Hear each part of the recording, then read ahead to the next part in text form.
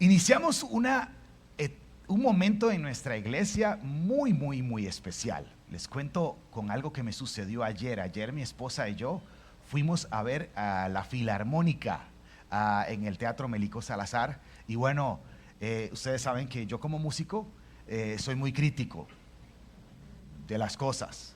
Me molesta las voces desafinadas, los instrumentos. Cuando el baterista está fuera de tiempo no lo soporto. Pero no estoy, aquí nada pasó hoy, ¿verdad? Fue ayer. Y bueno, resulta que me encanta cómo la Filarmónica entran todos, se acomodan y después creo que, me corrigen los músicos, que entra el primer violín.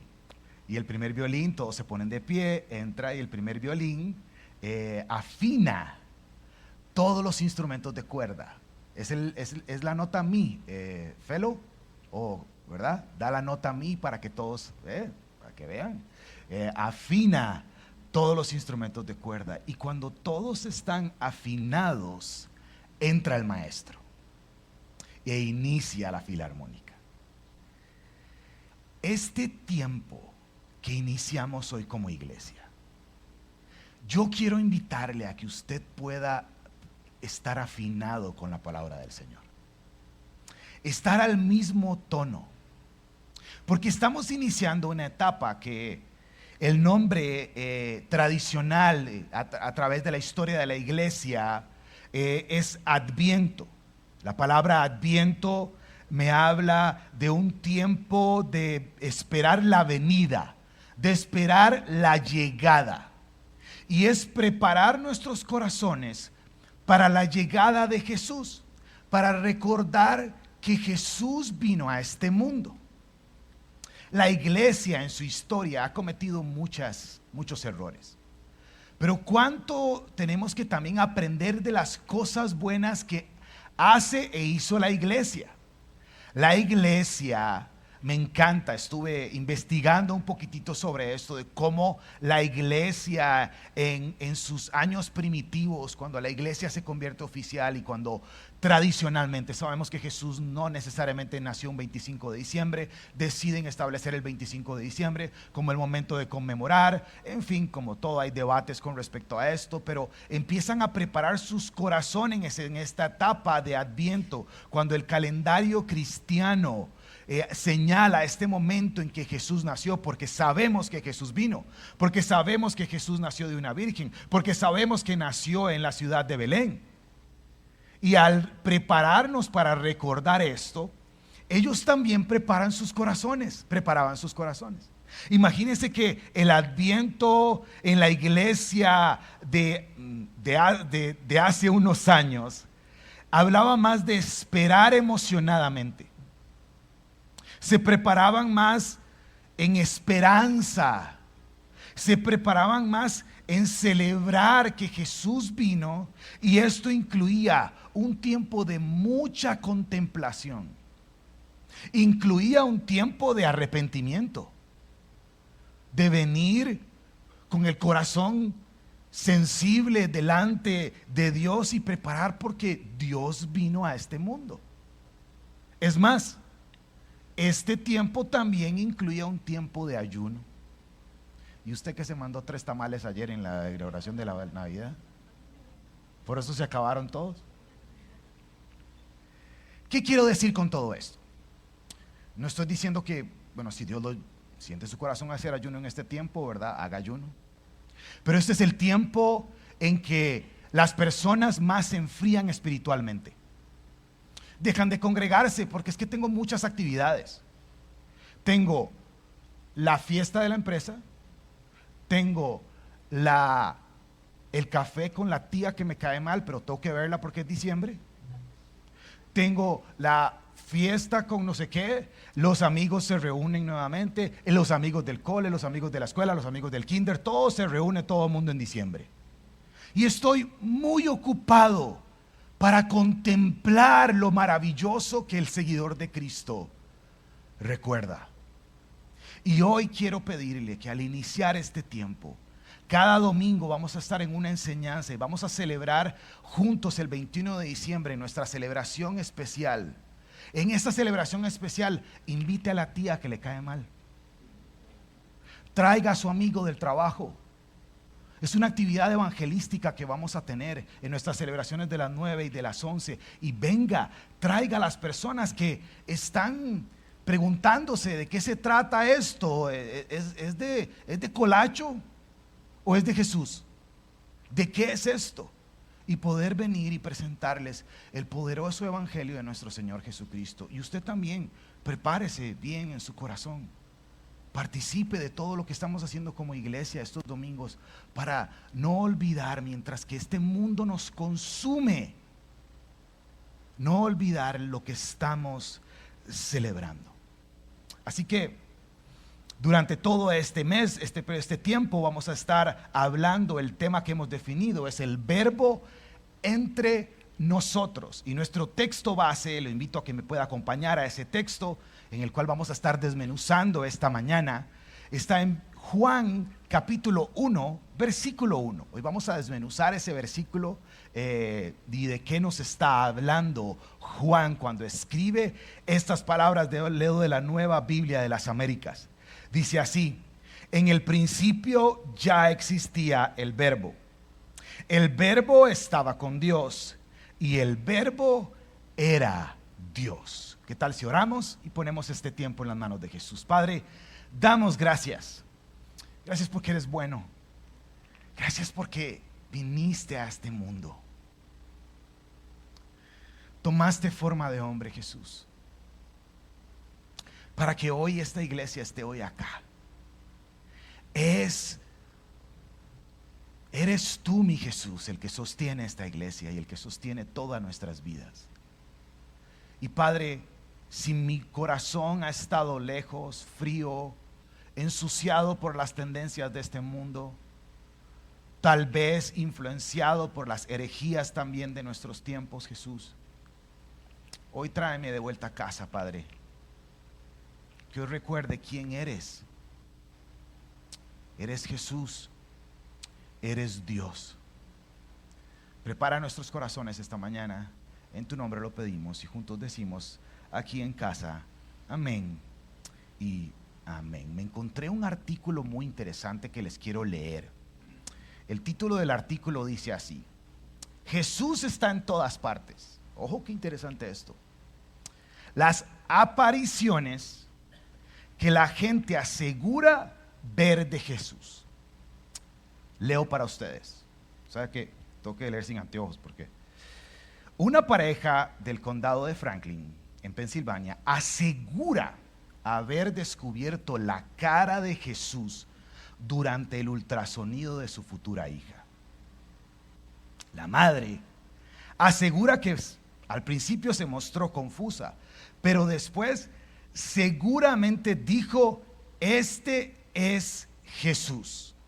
Cuando lo vi, los ojos se me llenaron de lágrimas y lo sentí que era una señal de que todo iba a estar bien. Así que, papitos y mamitas, si usted está esperando bebé, no se les olvide buscar a Jesús en el próximo ultrasonido. Gracias. Puede ser que se le aparezca. Si se le aparece antes del 2023, era la imagen de Jesús de Nazaret del que veíamos en Semana Santa. Pero si se le aparece a partir de ahora en adelante, busque al de The Chosen. Muy probable se aparece a ese. ¿Ok?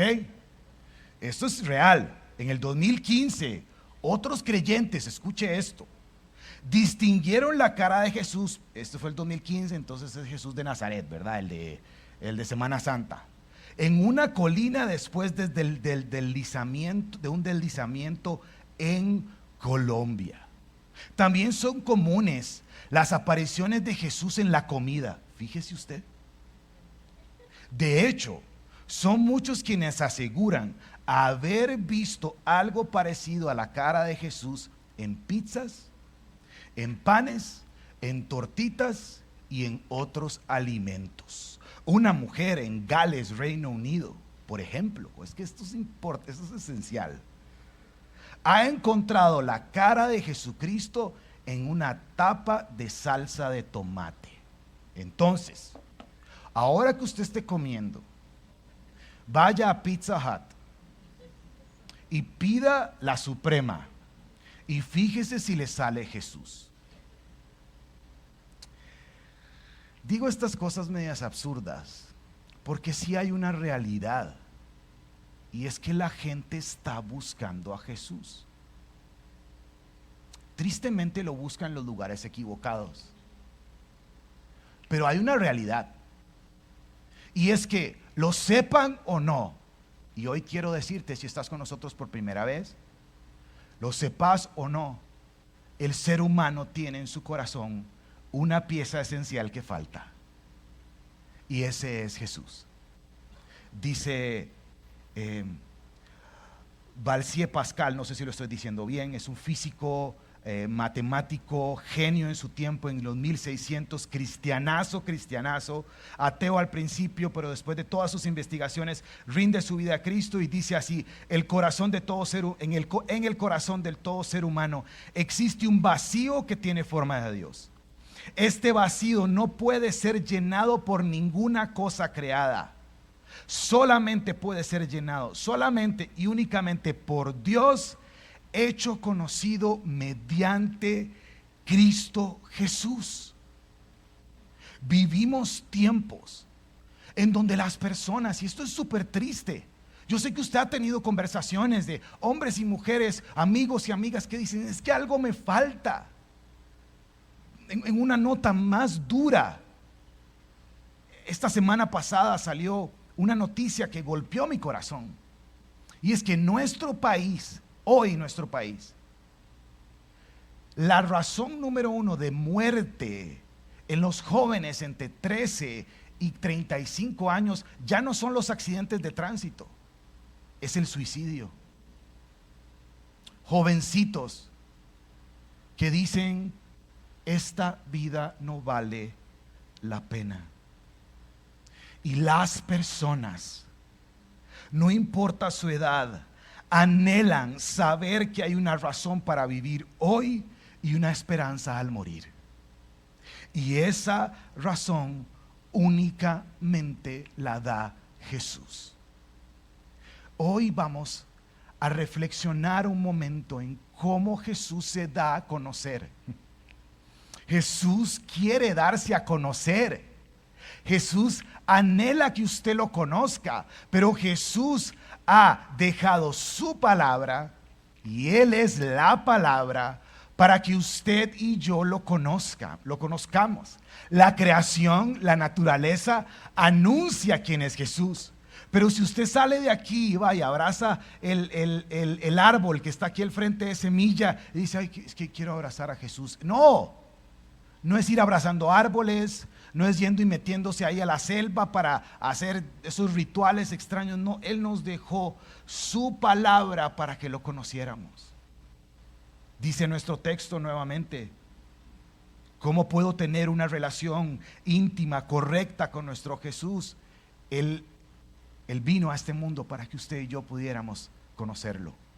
Dice nuestro texto nuevamente: en el principio ya existía el Verbo. El Verbo estaba con Dios y el Verbo era Dios. La primera pregunta que surge, veo 3 veces que nuestro texto habla de un verbo. ¿Quién es este verbo? Apocalipsis 19, versículo 11 dice así: vi el cielo abierto y apareció un caballo blanco, y el que lo montaba se llama Fiel y Verdadero. Con justicia juzga y hace la guerra. Sus ojos son como llama de fuego, y sobre su cabeza hay muchas diademas. Tiene un nombre escrito que nadie conoce sino él. Está vestido de un manto empapado en sangre, y su nombre es el Verbo de Dios.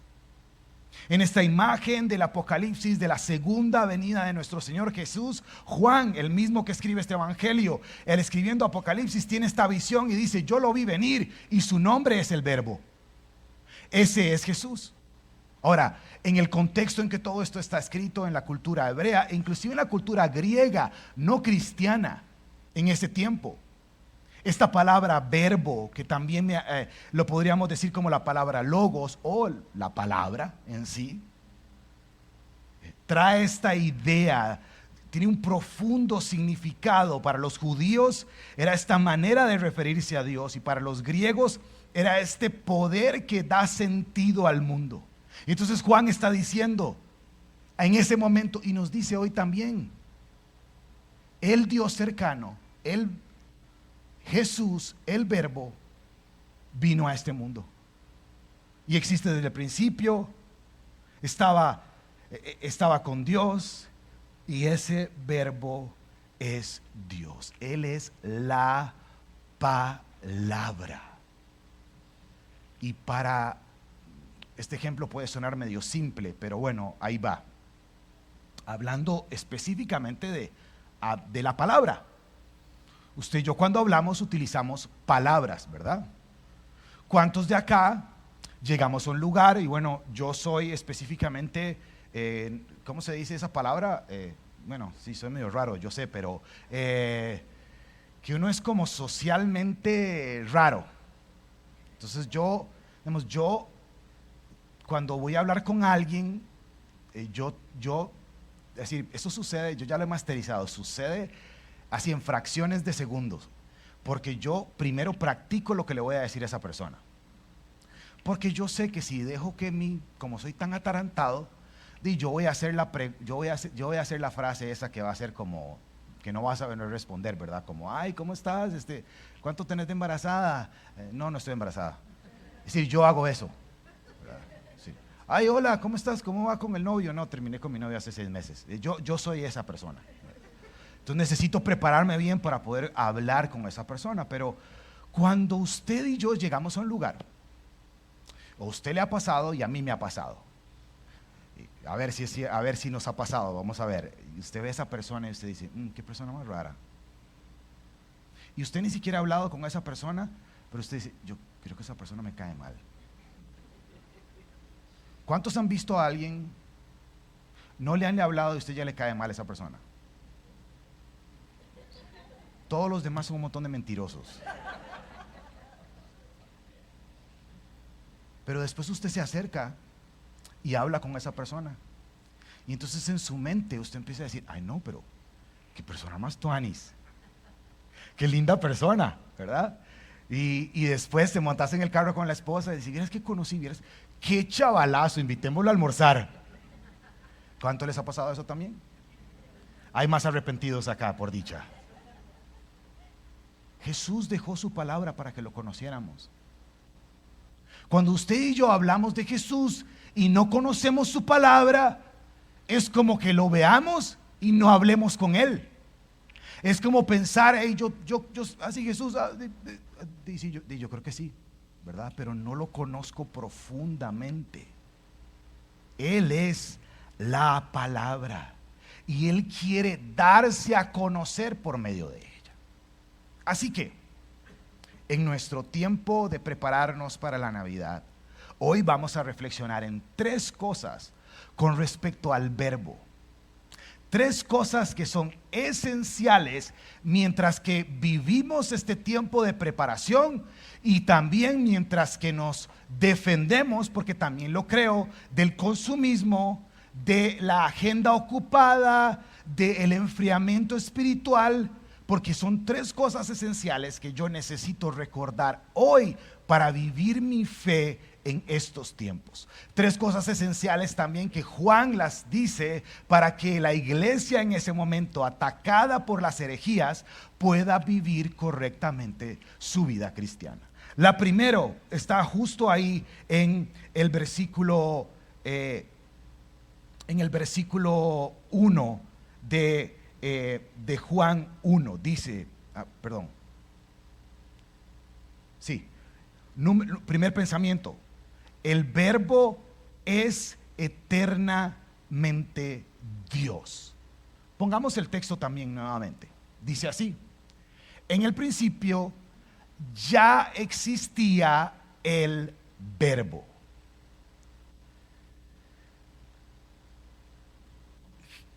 Juan lo que nos está diciendo es que Jesús, que tomó forma de hombre, ahorita vamos a hablar de eso, también es completamente eterno.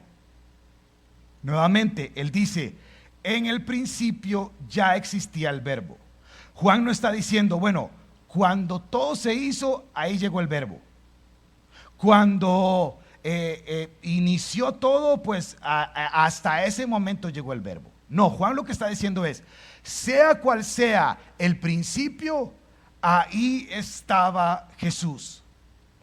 Nuestro Señor Jesús el verbo es eterno. Él es el alfa y la omega, el principio y el fin. Jesús se acerca en Juan capítulo 8 a estos judíos fariseos que estaban tratando de caerle en una trampa, y Jesús les dice, le sacan la carta de Abraham, no es que nosotros somos hijos de Abraham, y Jesús se vuelve y les dice, antes de Abraham yo era. Y esos más se quedan viendo así como, ¿qué le pasa a Jesús si no tiene ni 50 años? Pero Jesús dice, antes de Abraham yo era. Jesús en el Getsemaní. Cita me pasó este texto ahora, los de la 9 se lo perdieron, pero está precioso. Juan 17:5, ojo lo que dice Jesús. Jesús está orando. Nuestro Señor Jesús es el Dios eterno. Es que esto es importante, porque dejamos pasar estos atributos tan preciosos de Dios, esta eternidad de nuestro Señor Jesús. Nos damos como así, Él es eterno, Él es todopoderoso, pero no vamos un momento para meditar, para contemplar en la eternidad de nuestro Dios. Y ojo lo que Jesús dice en este texto. Dice, y ahora glorifícate tú, Padre. Aquí está Jesús orando, padeciendo, justo antes de padecer ahí en la cruz, y dice, glorifícate tú, Padre, junto a ti con la gloria que tenía contigo antes de que el mundo existiera. Génesis capítulo 1 dice que Dios en un momento volvió, me imagino esa conversación, dice hagamos, no dice voy a hacer el ser humano, dice hagamos. Jesús ya estaba ahí, Jesús siempre ha estado ahí. El ver en el principio ya existía el verbo. El Evangelio de Mateo va a la genealogía de Jesús para contar la historia de Jesús aquí en la tierra. Lucas dice, hey, yo lo voy a poner en orden. Voy a poner las cosas en orden como sucedieron. Juan, después cuando Jesús llegó, cuando Jesús los llevaron a la dedicación al templo, Juan dice, ¿cómo empiezo yo? ¿Cómo empiezo a relatar la historia de Jesús aquí en la tierra? Voy a empezar por el principio. Y en el principio ya existía el verbo. Jesús, nuestro Salvador, es el verbo, es eternamente Dios. Segundo pensamiento, el verbo es igualmente Dios. El verbo Jesús es igual a Dios. Pongamos el texto nuevamente. Dice así. Dice que el verbo ya existía. Segunda frase, y el verbo estaba con Dios. Y quiero tomar un momento aquí para hablar de un misterio. Creo que es un misterio hermoso, pero que es una verdad también preciosa, que todo seguidor de Jesús, no es porque lo digo yo, sino porque está en la palabra del Señor, es algo que tenemos que abrazar, y es la Trinidad de nuestro Dios: Padre, Hijo y Espíritu Santo. Una persona me hacía la pregunta al final de la celebración, me decía, bueno, ¿cómo es el asunto entonces? Voy al Espíritu Santo, si el Espíritu Santo no me responde, voy a Junior, a Jesús, y si Jesús no me responde, pues voy al Padre. Y a veces pensamos que Padre, Hijo y Espíritu Santo es este orden jerárquico, en donde de ahí, ¿cómo acomodo esto? Y también surge la pregunta, pero bueno, ¿no es un solo Dios? ¿Cómo es eso? Un solo Dios, pero tiene tres. ¿Cómo funciona esto? Es más, Deuteronomio 6:4, un texto que yo estoy seguro que usted ha escuchado, dice así: escucha, oh Israel, el Señor es nuestro Dios, el Señor uno es.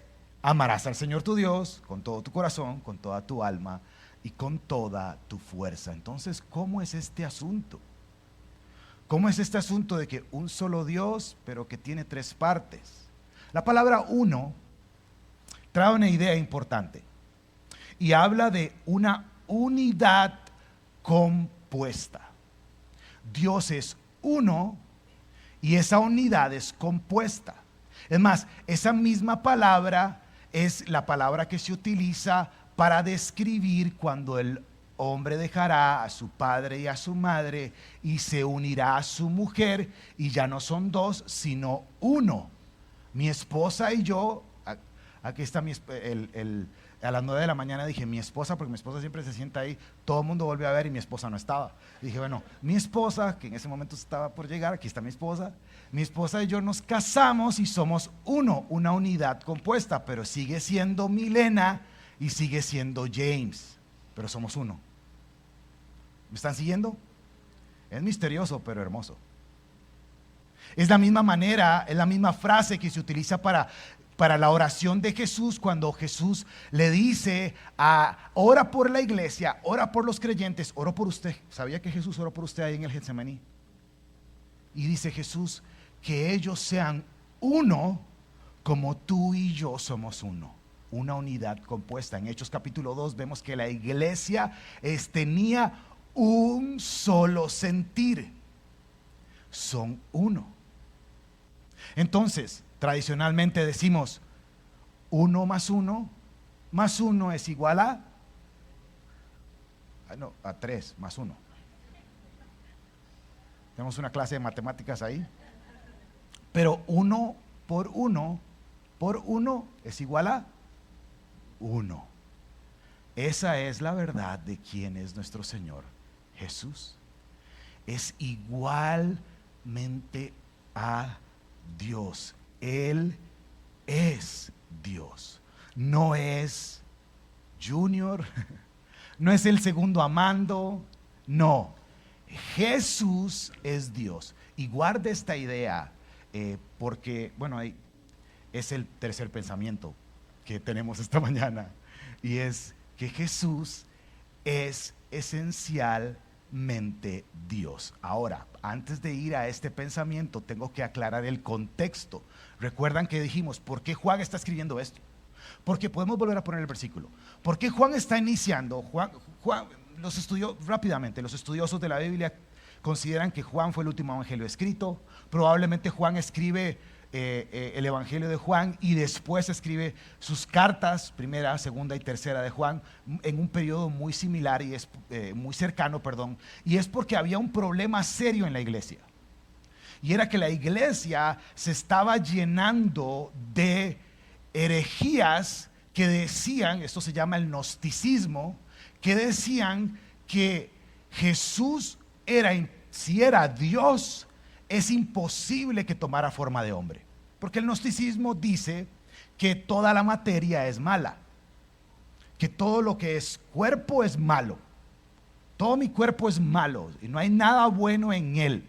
Por eso, para que fuera Dios verdaderamente aquí en la tierra, Jesús nunca tuvo cuerpo humano. Entonces salen con estas ideas locas con respecto a que Jesús, bueno, podríamos decir como que Jesús fue como un fantasma. Entonces cuando comía realmente pues no era que comía, era como que, ahí se veía el pescadito ahí donde pasaba. Todas estas babosadas, ¿verdad? Porque obviamente vienen a ensuciar el evangelio, porque esto es algo importantísimo. Jesús es esencialmente Dios. Y vea, familia, vivimos en tiempos en donde esto es muy importante, vivirlo y creerlo. Nuestro texto, volvamos a ponerlo, nuestro texto nos dice esto. El verbo, ya sabemos quién es el verbo, ¿verdad? Es Dios. No está diciendo, Jesús fue un buen profeta que hablaba de Dios. No está diciendo el texto, Jesús fue un buen maestro.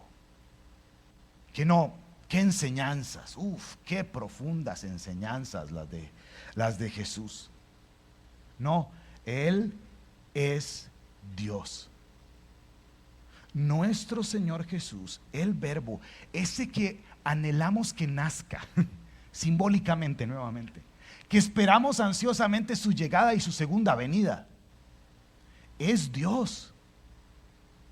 Y vean, esto es algo importantísimo. Esto es un básico, completamente básico de la fe cristiana. Ojo, Apocalipsis 21:5.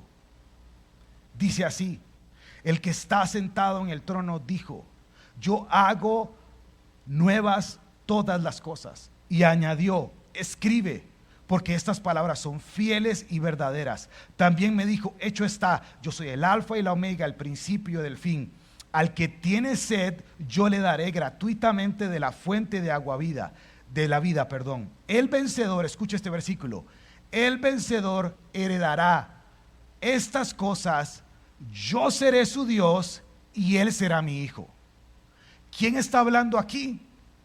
Jesús. Si usted va al capítulo 22, dice: yo, Jesús, digo estas cosas. Esto es sumamente importante. Quiero hacer énfasis en esto. Mi esposa y yo atendimos una pareja, una vez estábamos conversando y se acercan y me dice, bueno, quiero contar una anécdota aquí rápidamente. Mi esposa también me lo dice y me lo dicen en mi oficina, de que a veces a mí me hace falta ser como un poco más fuerte. Entonces resulta que estábamos teniendo problemas con una persona en la oficina que faltaba, que llegaba tarde, que no sé qué, que no sé cuál. Entonces le digo a la muchacha, a mi asistente, pongamos un one-on-one con ella y vamos a conversar, a ver. Entonces yo empiezo, ¿verdad? Como todo pastoral. Empiezo: ¿cómo estás? ¿Cómo has estado? Hemos notado que has estado fallando, que aquí, que... Yo tratando de animarla, ¿verdad? Ya habíamos tenido esta conversación antes. Yo todo buena gente y todo lindo. Y yo dije: qué lindo estuvo esta conversación. Yo quedé conmovido, ella quedó conmovido y conmovida, y yo creo que ya todo esto se solucionó.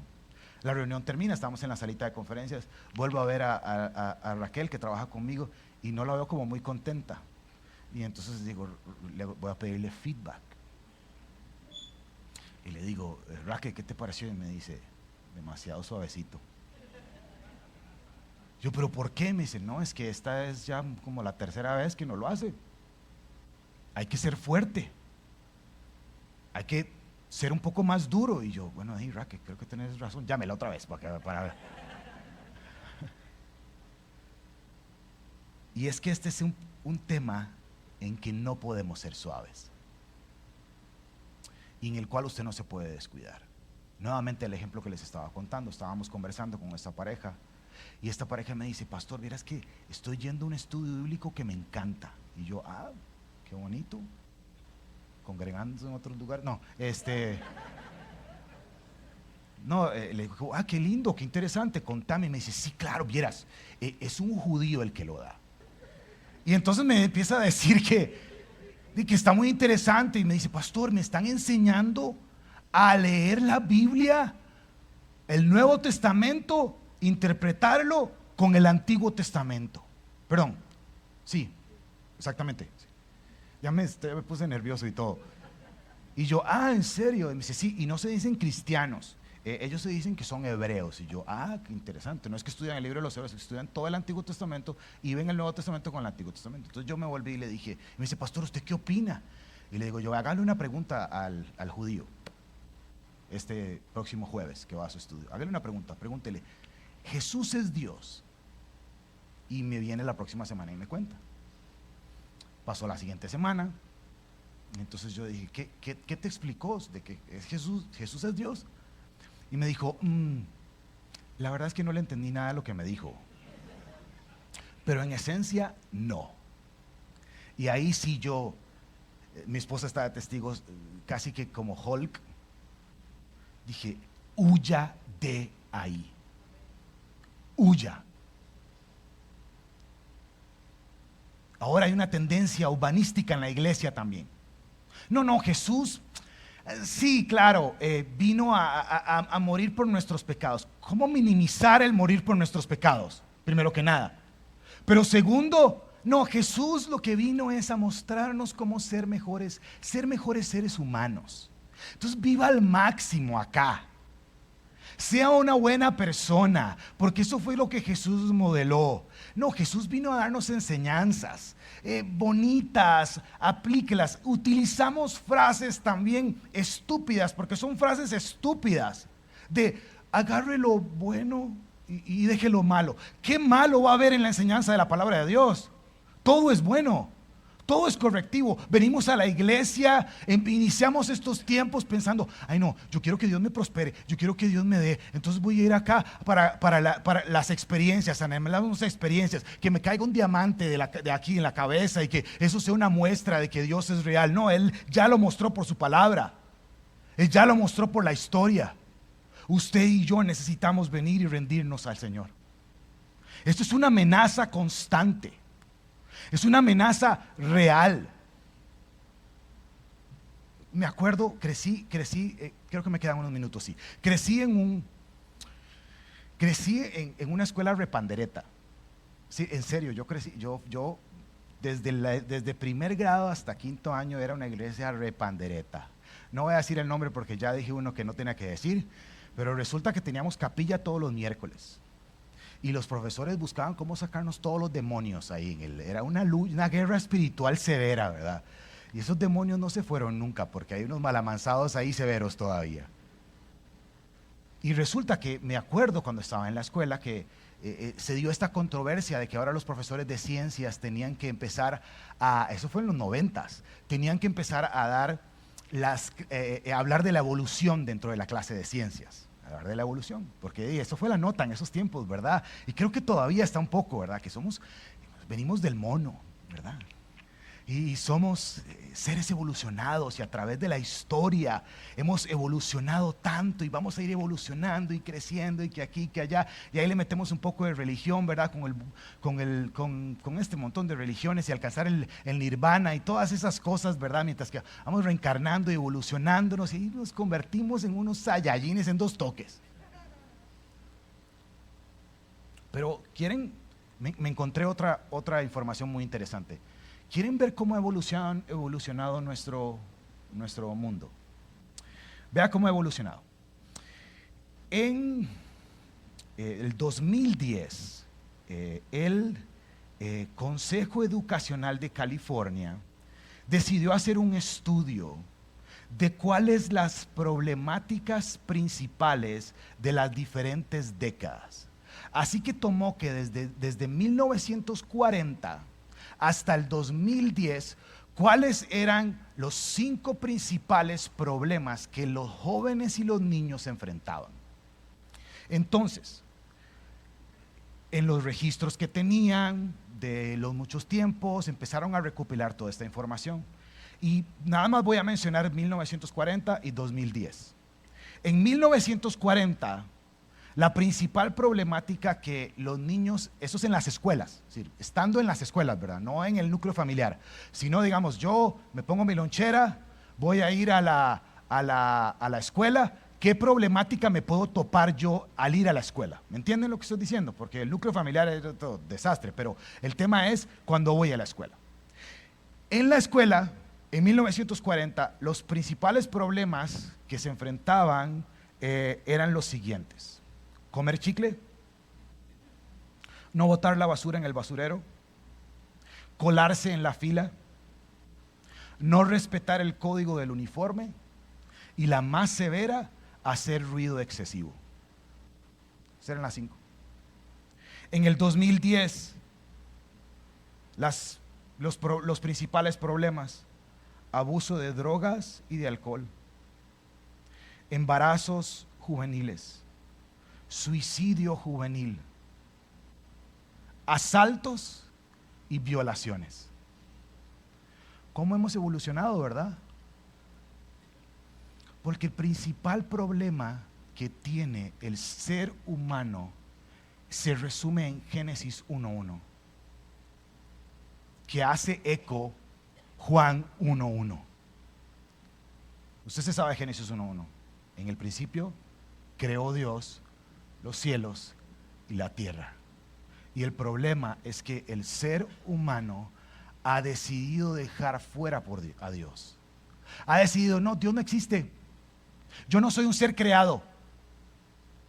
Yo soy un ser producto de la evolución. Claro, y por ser producto de la evolución, por eso me estoy comportando como un completo animal. Es la realidad. Hoy es el momento. Invito a los chicos de adoración a que me acompañen. Hoy es el momento para que mientras que preparamos nuestros corazones para la Navidad, usted y yo vivamos tajantemente estas verdades. Nuestro Jesús, nuestro Salvador, es eterno. El Verbo es eterno. Nuestro Jesús, nuestro Verbo, la palabra, es esencialmente Dios. Él es Dios. Y nuestro Jesús, nuestro Verbo, es igualmente Dios. Él no consideró el ser Dios como algo al que aferrarse, Filipenses capítulo 2, sino que voluntariamente se rebajó, tomando forma de hombre. Juan capítulo 1, versículo 13 también lo dice. Búsquelo en su casa. Yo le invito a que usted se lleve de tarea a leer todo Juan capítulo 1. Hoy solamente extraje unas ideas de ahí, pero Juan, el versículo 13 dice que sí, claro que el Verbo se hizo carne.